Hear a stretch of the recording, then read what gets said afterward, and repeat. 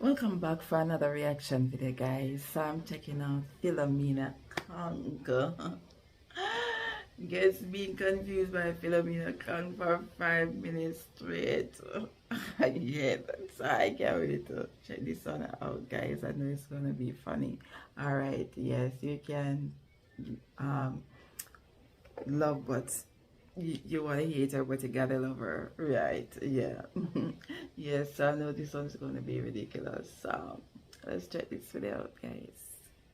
World War II, why did the British build bombers to attack their own territory? How do you mean? Well, the Lancaster bombers. What was the world like before Isaac Newton discovered gravity? Was everything just floating up to the sky?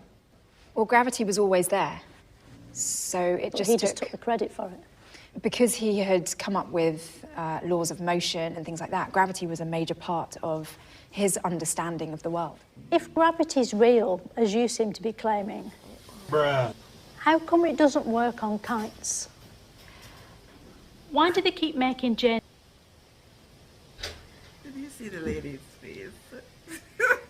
Like, I feel like we don't say if gravity is there as you claim it to be. Just like In Austen's books into films and TV shows. There's only about 5 of them, isn't there? Whereas, like, there's 50 Mr. Men books and they haven't done all of those yet. I think there are lots of reasons for that. People love the love stories. They like the costumes. They're also wonderful books with lots of opportunities for humour. Are we talking about Jane Austen or Mr. Men? Probably both. Yeah. Who's your favourite Mr. Man? Mr. Tickle, probably. Yeah, love Mr. Tickle. What's the most political thing that's ever happened in Britain? I'm not sure. I think. Gosh, that's a tricky question in the sense that there are definitely degrees of. Gosh, what's the most political? So I and she's there with a straight face, even though she leave him baffling. She's there like staring at him, just waiting for an answer, like with a straight face. She knew what she did. there are lots of things that are straightforwardly political, and then there are other things that are not.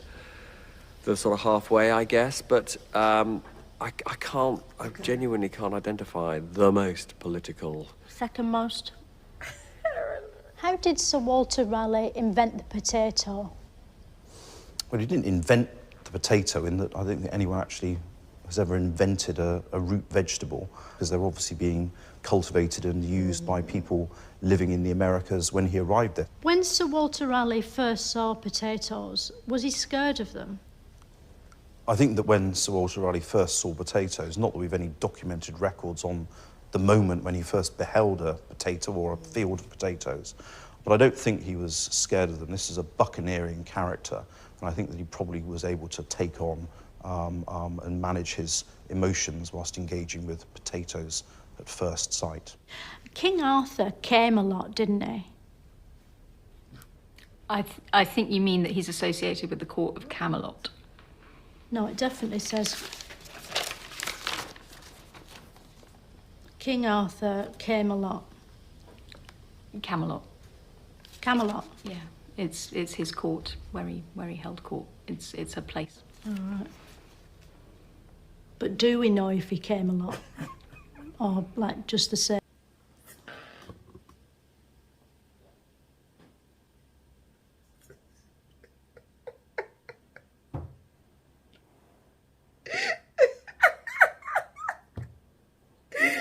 No, she didn't just answer that.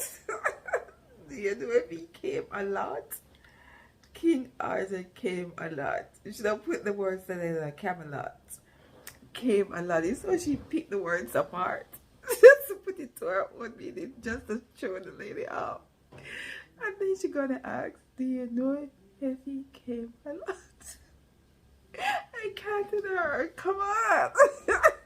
She really have them confused and stunned, doesn't she? But do we know if he came a lot?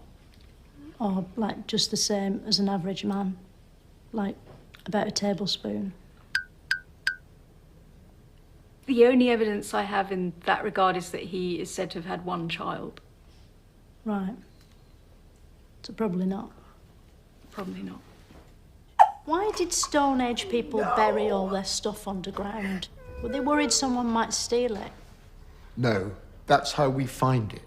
It wasn't always underground. It was on the top.